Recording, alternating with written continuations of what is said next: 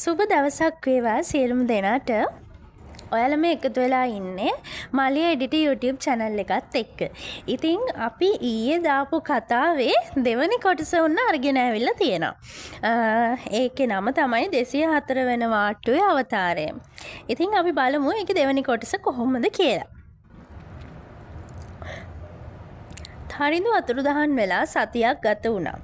පොලිසියටවත් එයා ගැන කිසිම හෝඩුවාවක් හොයාගන්න බැරි වුණා. තරිඳුගේ හොඳම යාළුවා කසුන්. කසුන් නම් විශ්වාස කළා තරිඳු අන්තිමට ගිය ඒ පරණ හොස්පිටල් එකේ මොකක් හරි රහසක් තියෙනවා කියලා. කසුන් තනියම නෙවෙයි ගියේ. එයා තවත් යාළුවෙක් වන සජිත් එක්ක එදා රෑ රෝහලට ඇතුල් වුණා. ඔවුන් 204 වන වාට්ටුවට ඇතුළු වෙද්දී මුළු පරිසරයම මල ගෙයක් වගේ නිශ්ශබ්දයි. බිම වැටිලා තිබුණු තරිඳුගේ කැමරාව කසුන්ට හම්බුණා. ඒකේ ලෙන්ස් එක නම් කැඩිලා තිබුණේ ඒ තාම වැඩ කළා. සජිත් මේක බලපංකෝ කසුන් වෙවුලන හඬින් කිව්වා. කැමරාවේ අන්තිම වීඩියෝ එක ප්ලේ වෙද්දී ඒකේ තනිඳු කෑ ගහන සද්දෙට වඩා පැහැදිලිව ඇහුනේ වෙනත් දෙයක්. ඒ රෝහල් බිත්තියක් ඇතුලෙන් එන නියපොතු වලින් ඌරන සද්දයක්. සද්දේ එන දිශාව දිගේ යද්දී ඔවුන් අතර වුණේ මෝචරිය. මෝචරයට යන පටුමග කොරිඩෝවක් ළඟ. එතන තිබුණා ලොකු කණ්ණාඩියක්. සජිත් ඒ කණ්ණාඩිය දිහා බලද්දී එයා දැක්ක තරිඳු කණ්ණාඩිය ඇතුළේ ඉඳන් උදව් ඉල්ලනවා. තරිඳු උඹ ඇතුළේද? සජිත් කෑ ගැහුවා. ඒත් එක්කම කණ්ණාඩිය පුපුරා ගියා.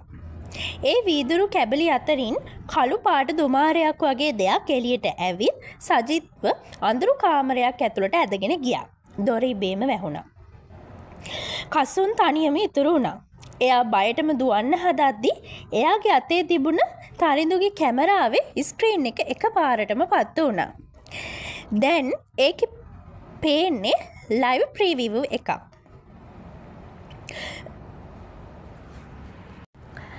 කැමරාවෙන් පෙනෙන්නේ කසුන්ගේ පිටුපසයි.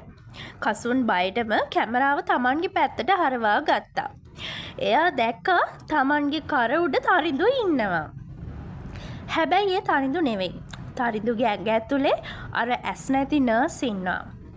තරිඳුගේ කටින් පිට වුණේ අර කලින් ඇහුණු මලානික hina හඬමයි. ඊළඟට ඔයා පහෝදා රෝහල පරීක්ෂා කරපු අයට රෝහලේ බිත්තියක ලේ වලින් ලියලා තිබුණා එකම එක දෙයක්. අපිට තව වාට්ටු සේවකයෝ ඕනි කියලා.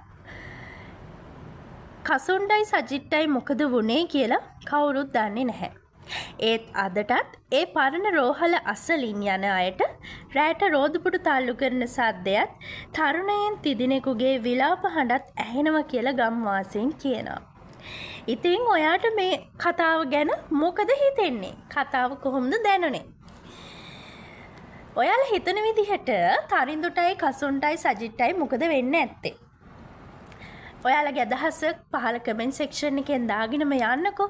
ඉතින් අපි තවත් මේ වගේ ලස්සන කතාවකින් හමු වෙනකම් අදට හැමෝටම සුබ දවසක්. ඒ වගේම අපේ YouTube channel එක subscribe කරලා bell icon එකත් all දාලා තියාගන්න කියලා මතක් කරනවා.